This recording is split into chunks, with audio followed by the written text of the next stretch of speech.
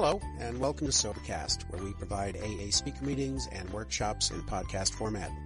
We're an ad-free podcast, and if you enjoy listening, please help us be self-supporting by visiting Sobercast.com, look for the donate link, and drop $1 or $2 into our virtual basket. We hope you enjoy the podcast. Have a great day. Hey, I'm Nikki. I am definitely an alcoholic. When I did this last year, I was so nervous that I just didn't know what I wrote some notes, but it's not because I won't remember it as much as I tend to get a little off the subject because I'm an alcoholic. I'm a little crazy. So my home group is Daily Reprieve at Magnolia. I'm a rebel. I want 2 of them. And my sobriety date is March 25th, 2014. Wow. And I do have a sponsor. She's incredibly cool and silly and extremely patient with me when she doesn't take any of my, I can't swear, BS. So that is maybe the best part about her. So let's see. My story starts, I just turned 40 and I'm still having major issues with that number. I don't know why. But so it started 40 years ago, right? And I was raised in Bellevue, but it was not the Bellevue that you know today. It was like old school, like we raised chickens on a farm. I mean, like Microsoft was in a strip mall. It was a very small place. And my parents both graduated from Mercer Island High School. And so that was kind of rebellious to like go to Bellevue, and they just didn't want anywhere near Mercer Island. So I understand that. And so my parents got married and settled. My mom is a normie and was actually quite involved in al-anon and still is, because she had to stay sane with living with my dad. And my dad is an alcoholic and comes from a very long line of alcoholics. I can remember being very scared of my dad. He was a loving man who loved me, and I knew that, but he was hard. He was rough around the edges. I was only 6 when he left, and I was old enough that I understood why people didn't stay together if they couldn't. I got that. But he left to be with somebody else, and I don't know why I couldn't quite wrap my head around that. Either way, I think I was scared of men from a very early age. And that's kind of where my story started. I went from living in like this farmhouse with like this dad who worked and my mom tended the farm to like my dad splitting. My mom had to go back to work at Safeway and work full time, and I was alone a lot. And I was very anti-alcohol till I was about 17. Alcohol had just screwed up everything, and I hated it, and I couldn't say enough bad things about it.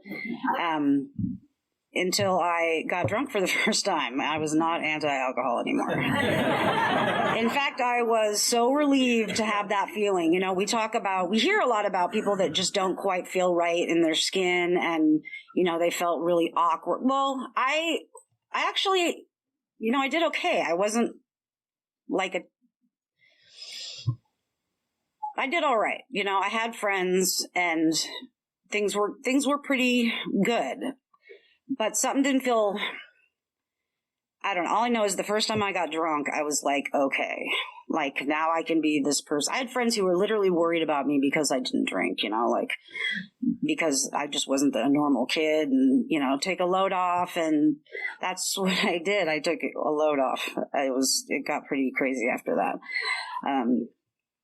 And I drank all through my senior year in high school and got into immediately consequences kicked in. I got messed up all over the place. And my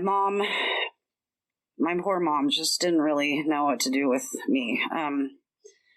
But I moved out and went to college at the U, and I was hell-bent on being this university student. My dad's like, you maybe want to try community college. No, I made it to the U. I'm going to the U. And I did not know I didn't go to a terribly academic school in high school, so I really wasn't prepped. I mean, I was scared I was scared out of my mind. I didn't know what I was doing, that first year. I just remember calling my mom and weeping. I have this paper due tomorrow and I don't even know what it's on. And I mean, it was so, like, I wasn't an adult. And suddenly I was like living with all these adults on my own. And that's nuts because my mom really put the reins on me kind of because she knew where I was headed. And suddenly I could do anything I wanted, which was really scary.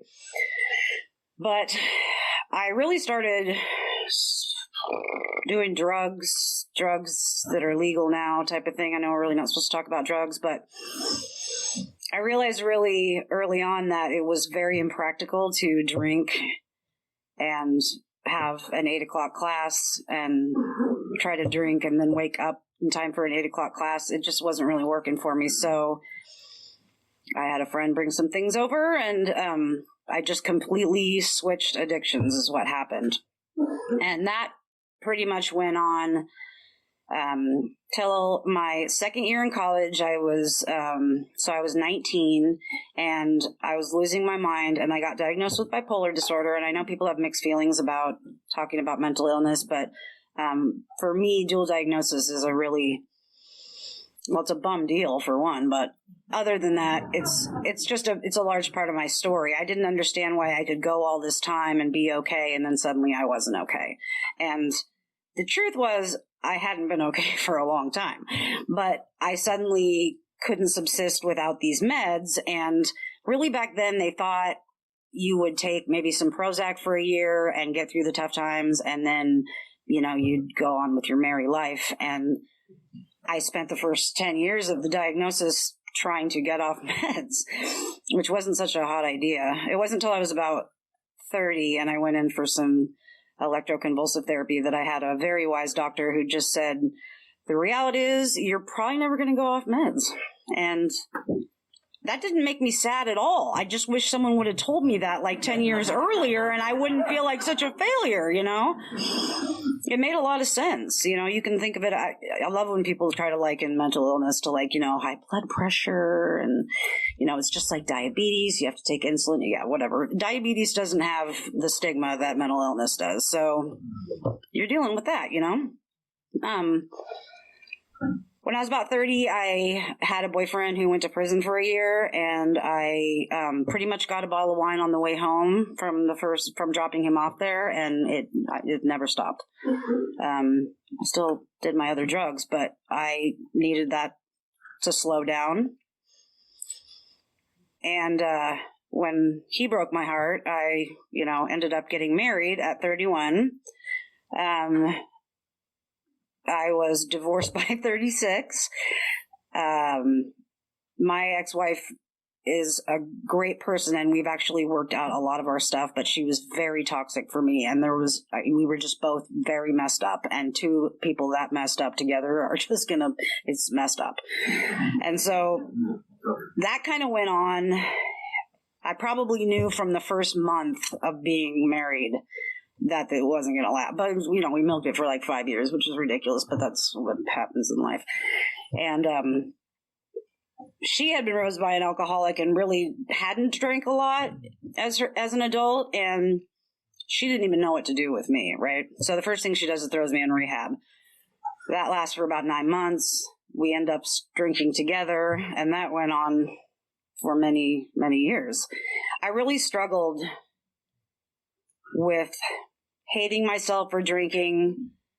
Drinking no longer felt even really good anymore. It just wasn't, it didn't, the opposite was to not drink, and then I felt bad all the time. And I don't know, I just needed to numb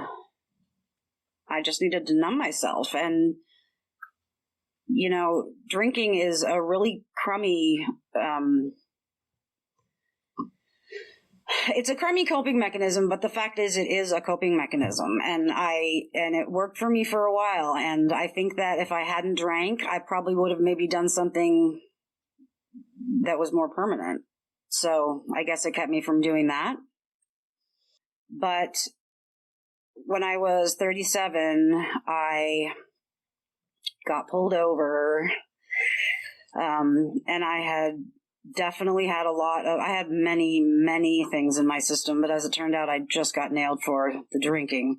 And it was a really rough night. And I remember I blew up like a 0.4, and I passed all their sobriety tests, right? So I really thought I was like home free here. I mean, I thought I passed the things. I mean, that's really what you need. Anyways, when they started to give me the breathalyzer, and that, you can't really fool that, I, was fairly, I'm trying to, blow into this thing like it was so ridiculous, but I mean, that's how crazy we are, right? So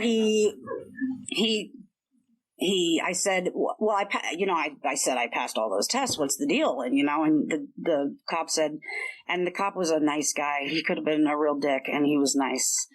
I don't know if that's swearing. It's just an anatomical part, right? Okay, so he said to me,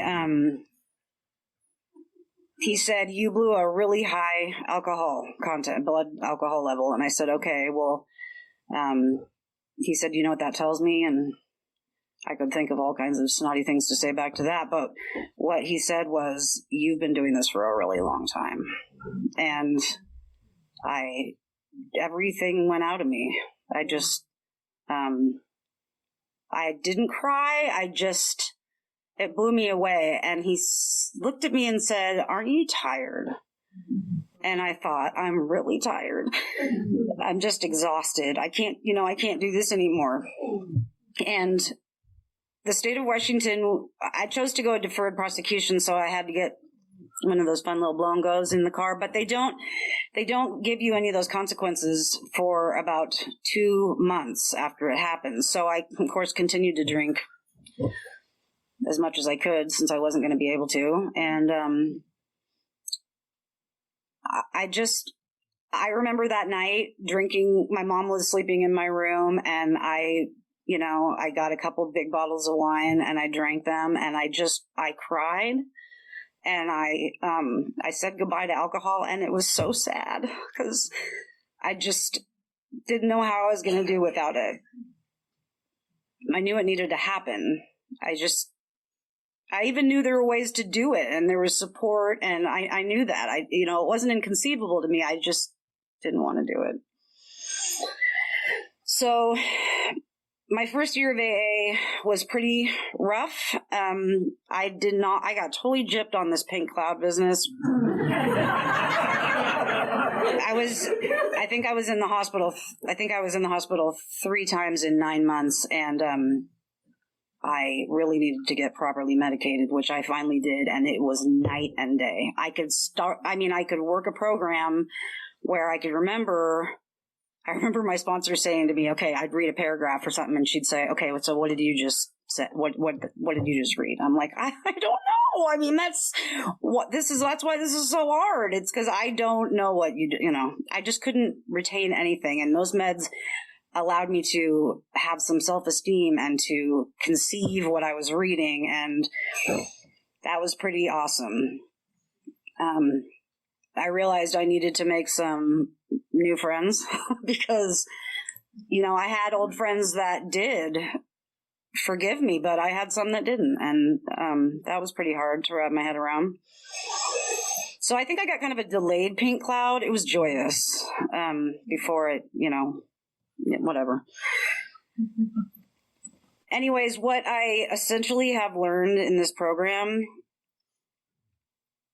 are that probably what any good therapist could tell you, but also a drunk could also tell you, that we have tools. We really honestly don't have to drink over anything. And that sounded like complete hooey when I started I'm talking more effective when I swear, but okay. But that was a pretty good thing to realize, and it doesn't mean I'm not going to have crap days. Man, I have crap days sometimes. So what I do know is that I'm going to turn this off, so a little bit of time left. I start every day with the daily reflection. I make a list of 3 gratitudes and 3 things I should need to pray about. And that's a pretty awesome thing.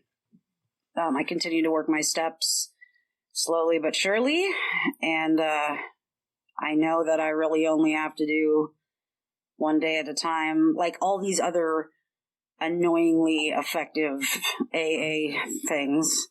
I committed to it and it worked, and the upshot is AA saved my life. I mean, I guess I could have killed somebody that night. I probably wouldn't have, but that's not the kind of life-saving I'm talking about. AA allowed me to have a life. And that's just really more than I could ask for. So, as my good friend always says, with that, I will take another 24. Hello, everybody. My name is Tanner. I'm an alcoholic. Hope everyone's having a fabulous holidays. Absolutely grateful and blessed to be able to do this and come here and spend my Christmas with you guys and my beautiful partner, Julia. I've had a great holidays, if you guys were wondering. So when I was asked to do this, at first I wasn't really sure because of what my holidays were going to look like, and then talked to my partner, and it seemed like the great thing to do for Christmas. And I'm extremely grateful. My sobriety date is 11/27/2014, so I have a little bit over 2 years. My home group is Bottom Feeders on Tuesday nights. It's a little bit north. If you want the address, let me know. We'd love to have you guys there. My sponsor is Jordan B., and he has like 7 years sobriety, and I've just started working with him this last couple months after wanting a new experience, pretty much. So I'm going to talk a little bit about alcoholism because I think it's fitting, and right. And we're going to get into. First, I want to say that by no means am I perfect, right? And I don't want to be speaking. I'm in front of a podium with a microphone, but I'm not coming from a mountaintop. I'm very passionate about what I do and the life I live today because I'm absolutely grateful, like I said, when I started to be living this life and having the experiences I get to have. What untreated alcoholism looks like for me is it's very unfortunate. And it's pretty rough. At the end there, I won't go into detail as to what it was like completely, the whole timeline, but mainly there at the end, I was homeless, derelict, lost morality, completely broken emotionally. I wasn't really of use to anybody else. Selfishness, self-centeredness, all the defects that you can think of, the whole spectrum, that's what I suffered from. By a young age, I believed I was suffering from untreated alcoholism from, the moment I was alive. I always felt different. It was really hard for me to relate to others. I always felt like an outcast and couldn't really attach myself to anyone. Had a little bit of a tumultuous growing up with like my family and divorce and everything like that, but that's not why I drank like an alcoholic. That's not why I'm an alcoholic. I believe that I have the allergy and the mental obsession takes over as well. And so with the 3 times, I had gone to treatment 3 times from the age of 15 to, I think, 20, 21 years old. Never really was on my own accord. It was from family and friends or the court system, whatever. They'd have me go, and it never really stuck. I never really sunk it in. I'd go to meetings. I would do that whole deal, but surrender wasn't there yet because it wasn't as bad as it could have been, I guess, for me. And so really, when it came time for me to go to treatment about 2 years ago, because that's what it takes for me to be able to get sober, it is a removal from anything and all like possibilities of drinking. It's really hard for me to stop drinking on my own. I know a lot of people that can do that. I'm unable. And so I went to Lakeside Milam, and I went in, as I said, homeless. I was close to 300 pounds. I was really, really unhealthy spiritually, mentally, emotionally, and didn't really have much to show for it. And I was broken and I was afraid. And I went to my family. I said, I need help. And they said we'd been waiting for that, And I went into Lakeside. And I believe that The surrender came early for me. It wasn't a huge fight because I had been fighting it for the last 7 years. And so when it came time for me to go into treatment, I didn't have any questions. I wasn't on the fence. I was ready, and I was an open book. I was a sponge, right? And so when I came in and I started getting direction, and they started telling me things like, you need to get a sponsor. And I had a basic outline of what AA was. Since I was 15, I'd been coming in and out of the rooms where my ears open, not really, but I was in the rooms, and so I knew the lingo. I knew it was comfortable for me to speak in meetings. It wasn't really a big fear factor for me. I was comfortable, and I knew what a sponsor was. I didn't know what it looked like to work, the steps, but so they said, get a sponsor, Tanner. So I got up and I got a sponsor, and you're going to see through what I'm talking about that's the trend with me, is action, right? And the next indicated right step. And so I got a sponsor. They said, you need to get into an Oxford house, which is a sober living, right? Which I'm grateful for. It really helped me learn how to live again. And so I interviewed and went in there. And so when I got out of treatment, I'm from Tacoma, and I moved out to the Kirkland on the east side, so I guess you can call it geographical. I needed to get away from there, and that's what they thought, so I did that. Moved in, and my sponsor said, you need to call me every day, and I called him every single day. I think after like a month or two, I didn't call him for 2 days in a row, and we were supposed to meet. And this is when I believe I really got serious for the program and really got kind of like startled, because he said, hey, you haven't called me for 2 days, and we were supposed to meet today. Do you really want this? Do you want this? Do you want to stay sober? And I guess I hadn't really asked myself that question. And I think it was in my bathroom, and I sat for like 15 minutes, and I was scared, and I was like, do I want this? Oh my goodness. And I did. And so I called him back, and I said, this is absolutely what I want. I want a better life. And so he said, great, you got to call me. And what that looked like is I continued to call him. Every week we met, and we got into the book, and we talked, and I was transparent with him for what I was capable of. I was honest with him, and we went through the work, and I learned things about myself. I wrote inventory. I believe through doing that, the obsession to drink was lifted, and with that is freedom. That's to me what freedom is, and that's what the program has given me, is freedom. And so when that obsession was removed, he said, now you need to go and you need to sponsor others. And I believe that I could have done more work at that time. I was probably 3 or 4 months sober. We went through it pretty rapid through their lineage. They got it done. And so after that, I went back through the work again, and that's where I believe I had a better understanding of what it looked like to sponsor. I wanted to help others for, like, look how many sponsees I have, rather than like how many people I can help. It was like an image thing. And so I let go of that and got into the work. And sponsorship is really key for me, and it's vital because I've learned more about myself and what it's like to be selfless and to show up for others through anything else than just sponsorship. That's been absolutely pivotal in my recovery, along with like honesty and fear, like walking through fear and really just doing the work and, like I said, action. And so I've been sponsored this whole time, over 2 years plus. I've gone through ups and downs in sobriety at a little over a year clean or sober. A sponsee took his life. He was the first person I took through the steps, and he killed himself, right? And this is where I found my faith and what it looked like my higher power, really what it really meant to actually seek a higher power and to have faith and go to something that isn't of human, like just isn't of this earth, I guess, like human. I had to go to something more than that, and I learned what that relationship looked like through that experience, and it was really hard. And along with that, as I said earlier, I'm not perfect, so on a day-to-day basis, I struggle with insecurity, I struggle with fear, dishonesty, self-worth, right? I struggle with so much, but today I have tools, and I mean, that's really like, it's really vague and kind of general ways, like, oh, I have tools. Well, how does that look? Is that like I actively, as I said, I actively talk to my sponsor. I actively seek help when it comes to like my higher power and strength, right? I walk through these things instead of running away, because that's what I was really good at, was running away. And for a really long time, and I didn't know what truth was. I didn't know what it meant to be transparent with others in my family. And it's given me a life back that I never thought I could ever have. A lot of the times, very few times in my life have I felt like I've ever gotten something that I needed and wanted, and that's what the program gave me. And I haven't experienced that very much. I don't think think we get too often. It's either what we need or what we want, and I've gotten both. And that's what keeps me coming back. That's what keeps me coming to do this. I mean, it's intimidating to be up here right now, but this is how I stay sober, right? Is that I accept it. When he asked me, I said I'd love to. I'd be absolutely honored because I get to come and I get to speak what has been freely given to me. I get to come to you guys, and so it's an absolute blessing.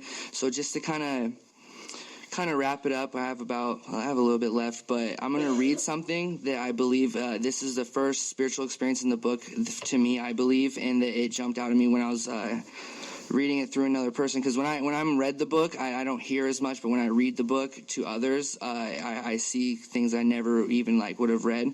And so it's Doctor's Opinion, page XXI, and it's where Dr. Jung, I think, is talking about a patient he had seen and a completely hopeless state like I was, and I think this is why I relate to it very much. He said he had lost everything worthwhile in life and was only living, one might say, to drink. He frankly admitted he believed that for him there was no hope. Following the elimination of alcohol, there was found to be no permanent brain injury. He accepted the plan outlined in this book. 1 year later, he called to see me, and I experienced a very strange sensation. I knew the man by name and partly recognized his features, but there all resemblance ended. From a trembling, despairing, nervous wreck had emerged a man brimming over with self-reliance and contentment. I talked to him for some time, but was not able to bring myself to feel that I had known him before. To me, he was a stranger, and so he left me. A long time passed with no return to alcohol.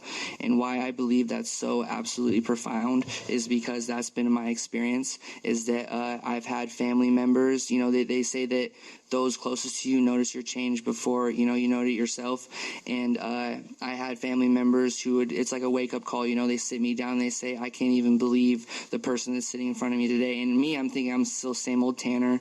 I'm that young kid running around just completely lost, scared, don't even know what's going on. And I sit down and they say, we're grateful to have you in our lives. It's not like, oh, Tanner's coming around, goodness gracious, hide the booze and lock the doors, that's not it anymore. I'm actually wanted, right? There was a time where I was told that I was never going to be able to see my nieces and nephews, which is really important to me. Even when I was drinking, that I'd never see him again until I was able to get sober. And today I'm best friends with my niece, right? And now I have more nephews that I get to have in their lives, and they want me there, right? I have another nephew who I hadn't met because I was drinking, right? And I was out, and I missed his birthday, I missed my brother's wedding, but now I get to actually mend that missed time and make up for it with even better times because I'm present and I'm, able to be honest and loving to these people, and that's an absolute blessing. The program has given me a life. And like I said, I always needed and always wanted. I didn't know this is what I wanted, and this has exceeded any possible expectation I could have ever had because I didn't come in with any expectations. I just wanted to be happy, right? And I wanted to love myself, and it's taken time, and not always am I able to live in that moment where I'm okay with who I am, even with it, if it's financially, if it's physically, if it's where I'm at in life, status-wise. But today, I'm able to show up, and I'm able to do these types of things and help others, which is so key for me. I remain to pray, and I remain to seek what that may look like, and seek honesty, and right my wrongs. There's no end goal for me in AA. I'll be honest. I'm not looking to hit a point where I'm 5 years sober. I can go to my meeting a week, which is my home group, and have 2 sponsees, have them check in with me, and we're golden, right? There's no end goal. I'm not trying to get to that point where I can coast, right? Because there's always more, and we live in a very vast world where there's always room for change, and I'm not looking for contentment. I'm looking for freedom. Not just freedom from alcoholism, but I want freedom from insecurity. I want to be able to be content with who I am, right? I want to show up for my partner and my loved ones. I want to be a better man. I want to be a man, because at times I struggle with that. Ask people close to me, that's a big deal to me, is being a man, and I believe the program's given me the opportunity to be a man and to learn what that may look like, and always get better and always strive. And I just want to say that I'm absolutely blessed to be here. I hope everyone has a safe and wonderful, just joyous filled, holidays. And if you have any questions about, how you can get help for your alcoholism, or if you just have any questions about anything, I'm an open door. Come and talk to me. If you want to come to our home group, Bottom Feeders, we'd love to have you. And just thank you so much for allowing me to speak. Thank you. Hi, I'm Cam Alcoholic. Thanks for having me speak tonight. So my sobriety date is May 23rd, 2014, and my home group is Empire Way. My drinking career, really towards the end of my drinking, I drank 1 to 2 bottles of wine every night, every day, 365 days a year for about 10 years. And of course, throw in some good weekends and some vacation. And let's just say I've heard that I've broken records at restaurants for drinking, especially in foreign countries. So I had a pretty solid wine problem. But what's interesting is that I never drank in high school, and I didn't drink a lot in my early 20s. It was this constant slow progression that just kept layering and layering and layering itself. And really the last few years of my drinking was just exhausting. But what's interesting to me is that nobody ever confronted me about my drinking problem. My husband didn't really think it was an issue because I opened the second bottle by the time he went to bed. So he didn't really notice that I was, going into bottle number 2 at 10 o'clock at night. And I didn't hide bottles because every day I would just stop by the liquor store on the way home and pick up a couple bottles of wine. And that seems pretty normal, right? I had a job. Nobody confronted me at that. And my job also required lots of happy hour and travel and that sort of thing. So everybody drank. And I also lived in Manhattan, so I didn't have to drive. I lived there for about 7 years. So I didn't have a DUI. So all these things compounded I'm not an alcoholic. I just drink a lot. And so I never truly confronted the problem because nobody ever came to me and really identified that I had a problem.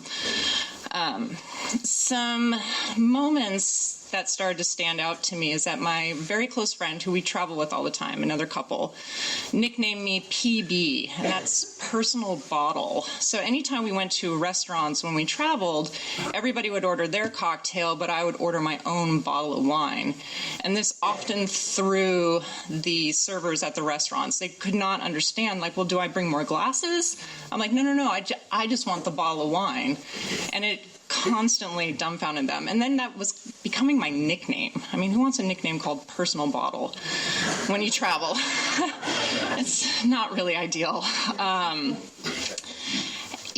Some other things too is I thought, hey, I just need to get healthier. So I started to join a triathlon club in New York City.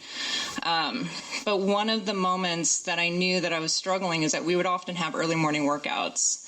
And on one of the runs, it was 3 miles or something to that effect, I broke down crying because I was so hungover, I could not keep up with the group. I was just miserable. I was deeply hungover and sick.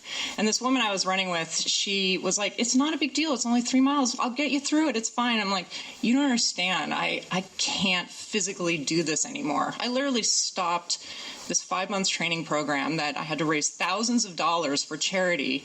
And I had to drop out because I had a drinking problem. And I had to admit it to her that I can't do this because I can't drink until 2 o'clock in the morning and get up with a bunch of healthy people and try to do this. I had this weird dichotomy. I wanted this life that was fresh and sparkly and healthy and positive and, high achieving. But I would also have these dark moments every night of just losing myself and numbing out and drinking at night. Another time that was kind of a real low point for me is that I moved back to Seattle, and then I had a business trip to New York City, and I stayed at this really cool hotel called the Ace Hotel in New York. There's one in Seattle. It has this fabulous bar. And I went to dinner. Of course, I had some drinks in my room, then went out to dinner with some colleagues, went back to the bar by myself at 11 o'clock at night, stayed in the bar until about 2:30 in the morning, kept drinking. I don't even know how many drinks I'm probably in, maybe 7, 8 at this point. 2:30 rolls around. I go back to my hotel room. I continue to drink.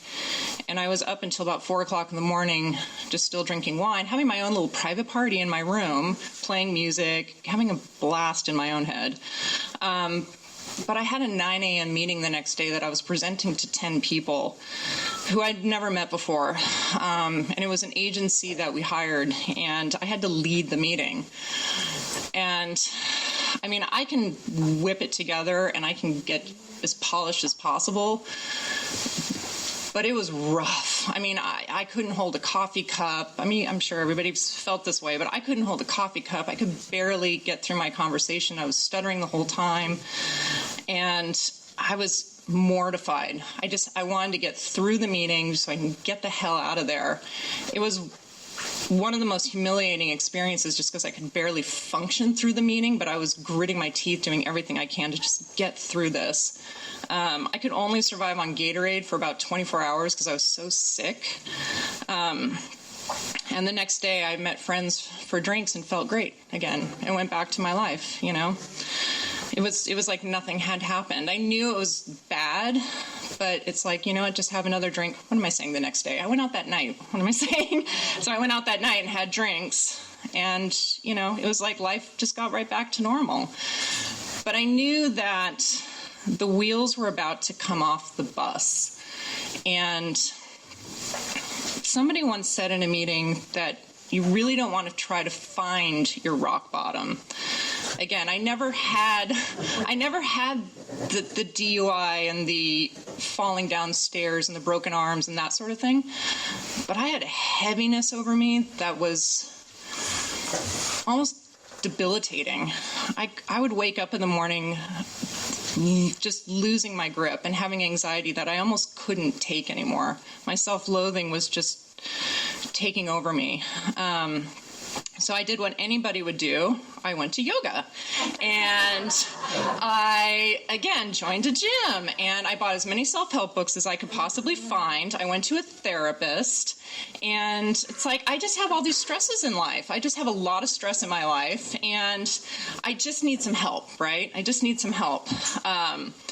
And, you know, I'm not an alcoholic.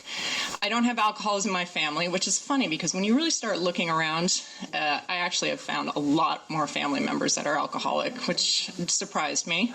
But, you know, so I went to therapy. I went to a couple of different therapists, and it's shocking how it was great. After a while, my therapist said, you're an alcoholic. You need to go to AA. You're wasting my time. You're wasting your time. You have to go to AA. And I was like, oh my God, that's the last thing. Like, I can't do this. I can't be in church basements. I can't go.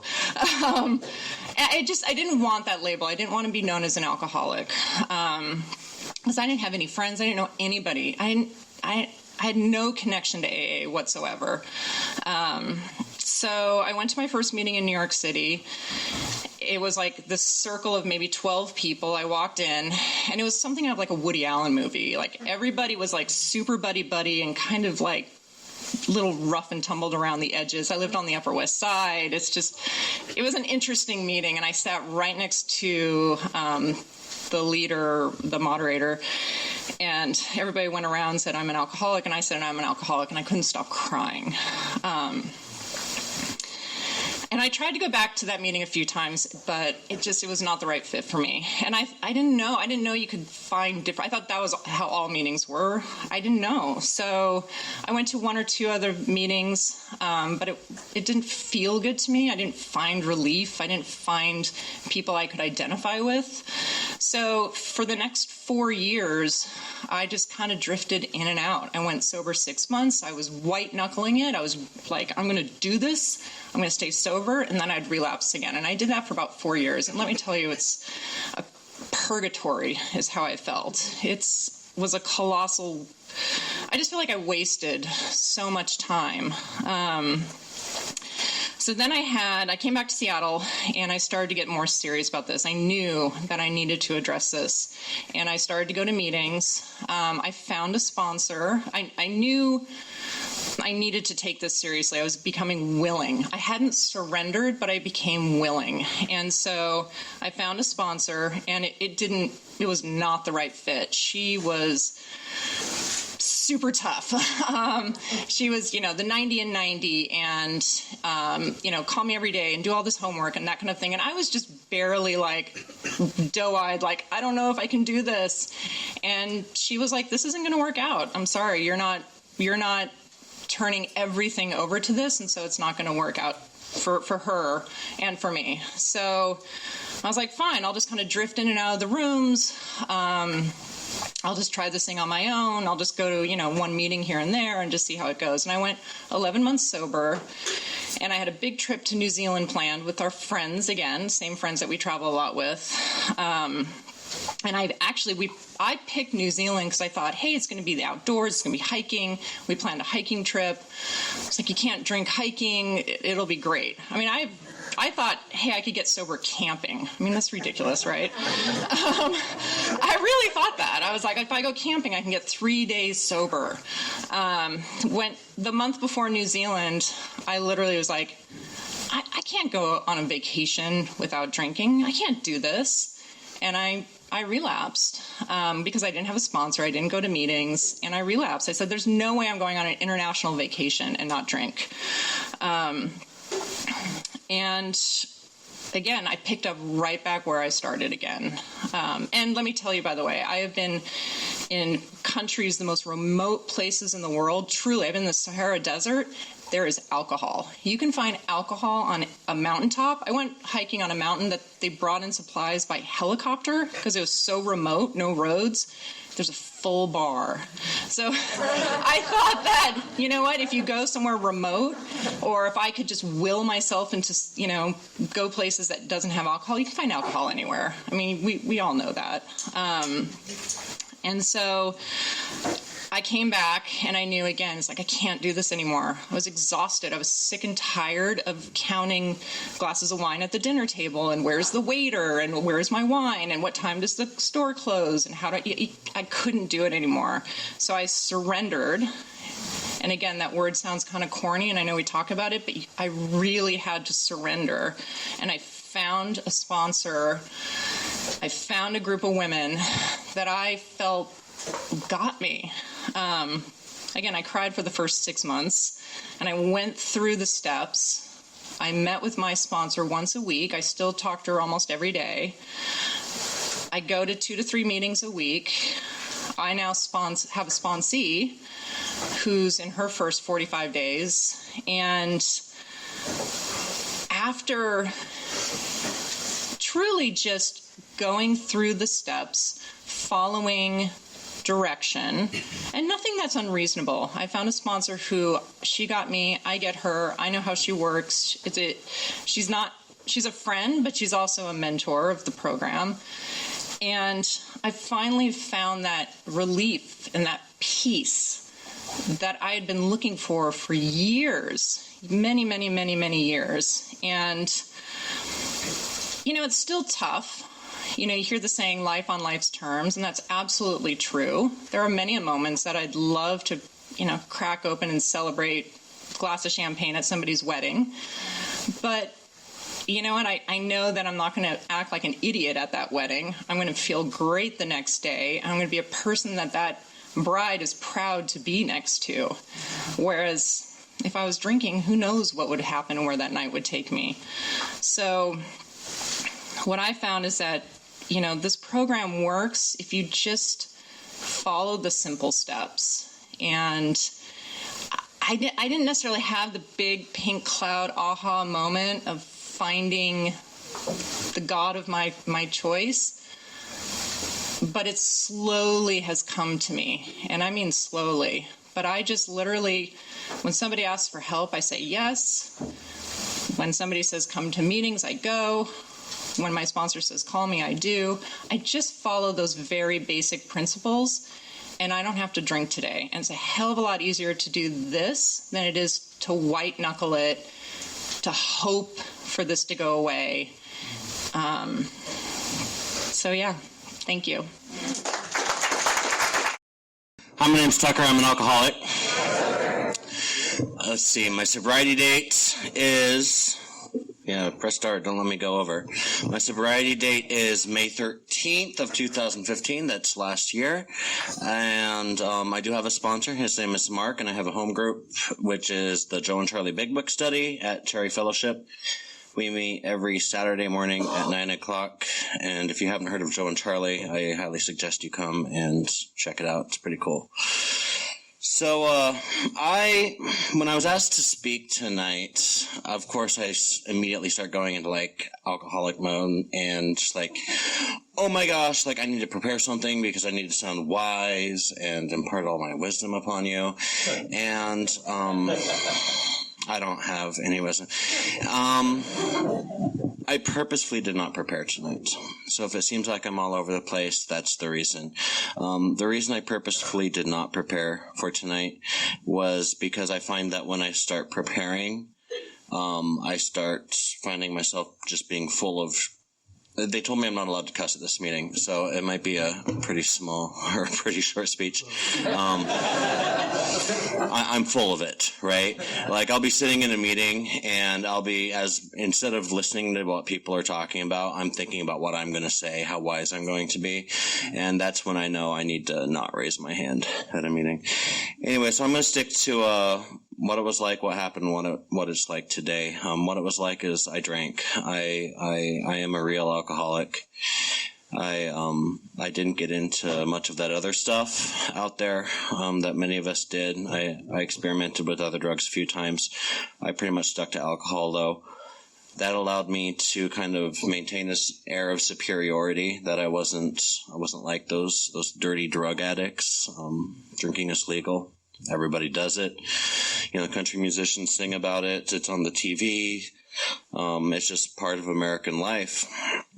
And I didn't know that the way that I drink was different, right? I didn't know that I'm abnormal because I'm my only point of reference, right? I didn't start drinking till I was 18, 19. I'm a late bloomer. But I made up for lost time. And the way I drank, I thought everybody drank like that. I thought everybody had that feeling that once I put a drink in my body, I immediately crave a second and a third and a fourth. I thought everybody drank to get drunk. Still, to this day, it baffles me. There's people out there that don't try to get drunk when they drink. They just drink. Because maybe they like the taste of it. Maybe, I don't know, it looks fancy with the cocktail in their hands. I don't know why they drink if they're not going to get drunk. It baffles me. So I drank to get drunk, and I had some fun. Back in my early days, I surrounded myself with other people who like to drink and have fun like I did. And that was kind of normal. If you didn't drink like I did, then I probably wasn't friends with you because that's what I wanted to do. And if you weren't drinking, I probably wasn't hanging out with you. As I went on, though, the problems started coming up. Drinking started to affect my life. It was preventing me from being the person that I thought I was, right? I thought I was a pretty good guy. Drinking was getting in the way of that. It was preventing me from being honest. It was preventing me from showing up on time. It was preventing me from paying my bills. And it slowly progressed to the point where I would drink every weekend. And then I'd drink every Friday, Saturday, Sunday. And then I'd drink all Friday, Saturday, Sunday. And then I'd drink every night. And then I'd drink every day. And then I'd drink all day, every day. And that's the kind of drunk that I am. When I'm drinking, I'm drinking, right? When people ask, usually non-alcoholics, when they find out that my drinking career, they say, well, but you didn't drink and drive, did you? It's well, I was always drunk and I had to get places. So, yeah, I drank, I drove while intoxicated. I was the designated drunk driver with all my friends because I was really good at it. and that makes people cringe. It makes me cringe that I say that. I'm good at drunk driving. But trust me, in the height of my alcoholism, you don't want me driving unless I have a few drinks in me, because I am shaking like a leaf. I'm having physical withdrawal symptoms. So that's what it's like. I drank, I fell over, I threw up, I drank some more, and things came crashing down around me. I was able to kind of get to the point of desperation. Not kind of, I got to that point of desperation, a series of events, jobs, money, and relationships all going away. And when I was 21 years old, I believe, 20 or 21, almost 21 years old, I had a fake ID. I had it, and I did what any self-respecting alcoholic 20-year-old did. I called mommy and daddy, and next thing I knew, they were coming to pick me up, took me off to a little 28-day vacation. And in my first inpatient, that's where I was introduced to Alcoholics Anonymous. That was about 12 years ago, and I have a little over a year sobriety today. So I obviously have not been able to maintain sobriety that whole time, but I have had quality sobriety during that time. I've had much more clean time than dirty time, than drinking time in those last 12 years. Because the way I drink, the whole thing about, it's still progressing even though I'm not drinking, that's all true. I'm not going to repeat it. You've all heard it. But when I'd start to drink, I'd pick up worse than where I left off. So I had about 5 or 6 years in the program, and my relapses have been very short, mainly because I'm not a very tough guy. Like, I have a very low threshold for pain, and I get back here pretty quickly.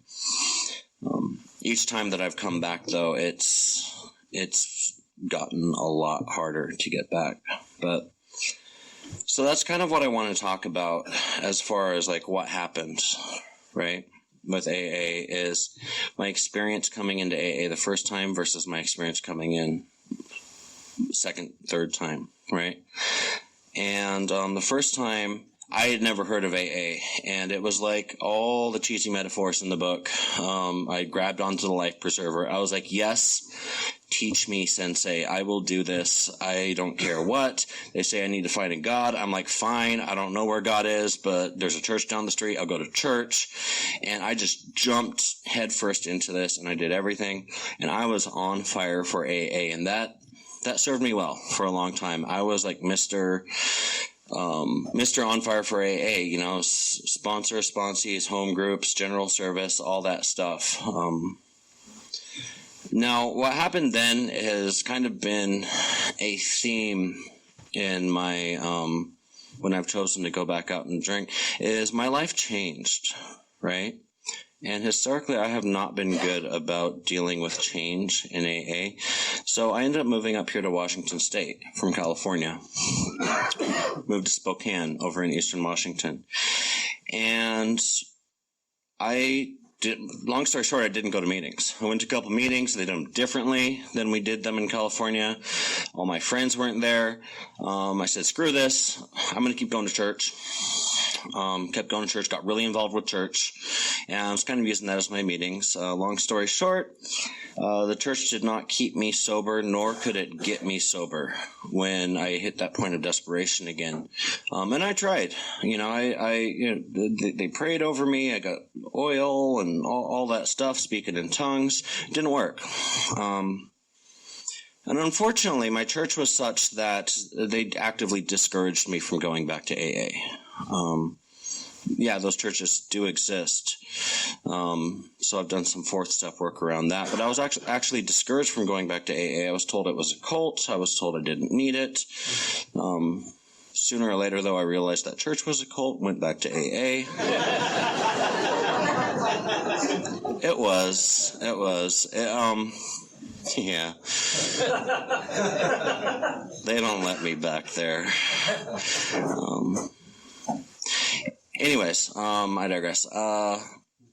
moved over here to Seattle, got sober, great sober, playing in a sober band, part of a sober motorcycle club. All my friends are sober. It's great. Just living, breathing, eating, sleeping, sobriety. And I was happy. I was really happy. And I was working. I was doing the steps. I had a sponsor, had the sponsees. It was great. Life changed. I moved here to Seattle, changed relationships, changed jobs. And as is my history, I've always tried to make the program that worked for me last year work for me now, right? And that's what I tried to do over here. Until eventually I just gave up, stopped going to meetings. Sponsor came over and visited me because, of course, I still had my old sponsor. I didn't get a new one. And he said, well, why aren't you going to meetings? And I was like, okay, fine. So I did 90-90 here, got very plugged in, got involved. Had some friends in sobriety that I really relied upon. Life changed again. Friends pass away. Friends move away.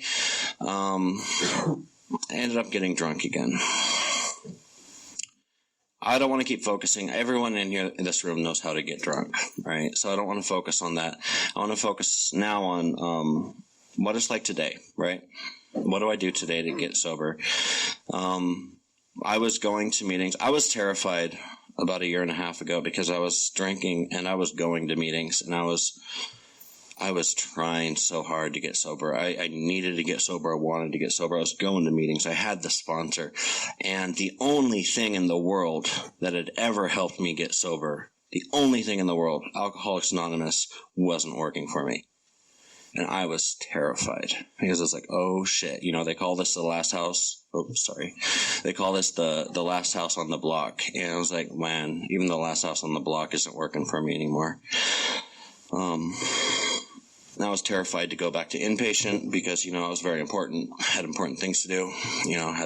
Had a wife, had a pregnant wife to take care of, and I had a very important job to take care of. Well, the wife was about ready to kick me out. The job was about ready to fire me. Wife and job helped encourage me. I like to think that I checked myself into rehab. Everyone thinks they check themselves into rehab. No one checks themselves into rehab. No one checks themselves. No. So I checked. The only reason I can say I checked myself into rehab is because I took a taxi there because my wife was done. She was so done, she didn't even want to drive me to rehab. So I checked myself in 28 days. I did what I did the first time I read the book. I did what they suggested me to do. When I got out, I had a sponsor. I'm working with that sponsor today. Gone through the steps, still reading the big book on a regular basis with him. I'm working with sponsees. I'm in the market for sponsees right now because what I find today is helping other people is the joy of this program. Let's face it, it's the middle of August, we're in a church basement, and coffee probably sucks. It doesn't most meetings. That's not why I'm here tonight, right? That's not why I go to this program. I go to this program because I need to stay sober first and foremost, but how I do that is helping other people, and not because I'm a spiritual guru, but because that's just what I have to do. That's what I've realized. And I hate talking about helping other people because it makes me seem like, I'm such a great person. No, it's not. It's just because I need to save my ass. I'm very matter of fact about it. I'm like, well, shit. My sponsee my sponsee hasn't called me for 2 weeks. God darn it. Now I need to go find someone else. Right? I'm like, that sponsee was convenient. He lived right around the corner from me. And you see how selfish that is. It's like, yeah, he's drinking. He's drinking himself to death. He's probably locked up. Yeah, but me, I need to help somebody, right? So, I'm not under any delusion that I'm changing the world tonight or helping someone tonight. But someone asked me to be here, and I'm lazy. I don't like going out and searching for sponsees or searching for opportunities to be of service. So when someone comes to me and says, here, take this, I'm like, oh, yes, please, freebie. So this is my freebie for tonight. So thank you guys so much for listening to me. Sorry, we can bleep that out on the recording if someone's recording that. And I hope the next speaker has something more inspiring than what I had to say. Thank you.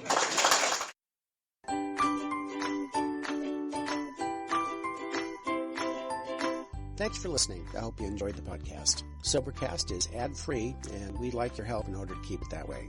So if you'd like to help us be self-supporting by pledging $1 or $2 a month, visit Sobercast.com and look for the donate links. Thank you very much.